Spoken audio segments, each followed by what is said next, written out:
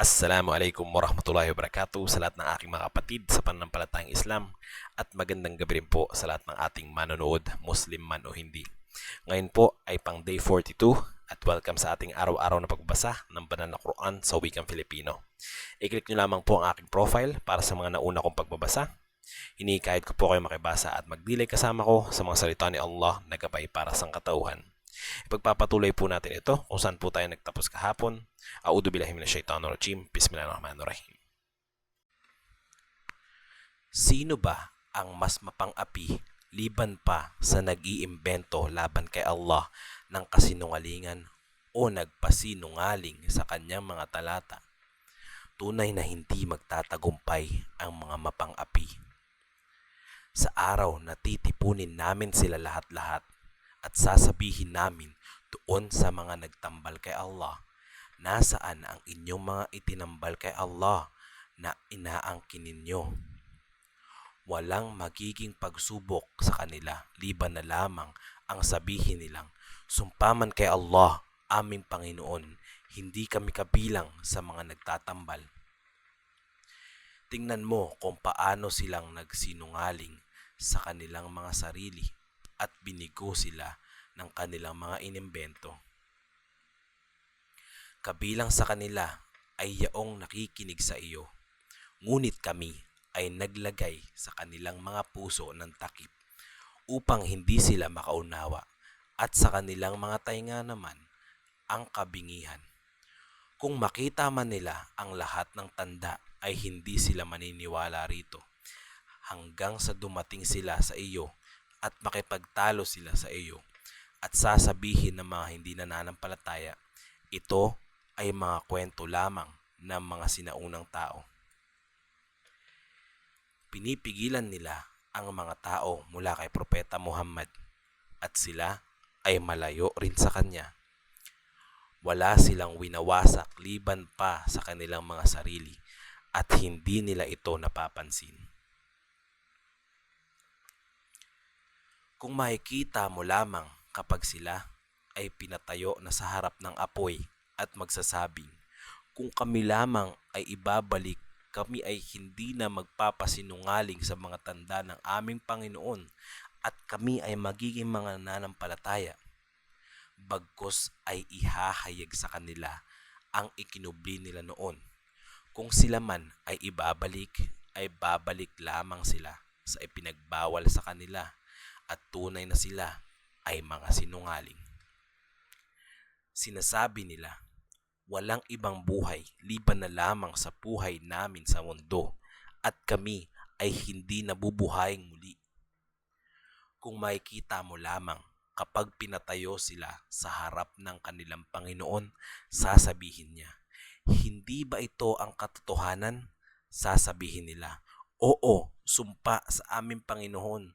Sasabihin ni Allah, tikman ninyo ang parusa na dulot ng dati ninyong itinakwil. Nalugi yaong mga nagpasinungaling sa paghaharap nila ni Allah hanggang sa dumating sa kanila ang oras ng hindi inaasahan. Sasabihin nila, o kami ay nagsisisi sa pagpapabaya namin dito. Pasan nila ang kanilang mga kasalanan sa kanilang mga likuran. Napakasama ng kanilang pananagutan. Ang buhay dito sa mundo ay hindi hihigit pa sa laro at libangan, ngunit ang tahanan sa kabilang buhay ay pinakamainam para sa mga may takot kay Allah. Kaya hindi ba kayo nag-iisip?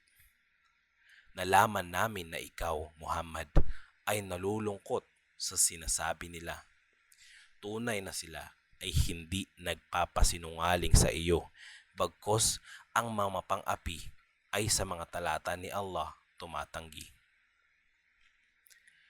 Pinasinungalingan din ang mga sugo na nauna sa iyo at sila ay nagtiis sa pagpapasinungaling sa kanila at pininsala sila hanggang sa dumating sa kanila ang aming tagumpay.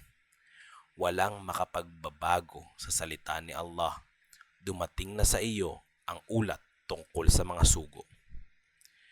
Kung naging mabigat sa iyo ang kanilang pagtanggi, kung kakayanin mo na humanap ng hukay sa lupa o hagdan tungo sa langit at bigyan mo sila ng palatandaan. Gawin mo ito, ngunit kung ninais lamang ni Allah ay tinipon niya sila sa gabay. Kaya huwag maging kabilang sa mga mangmang.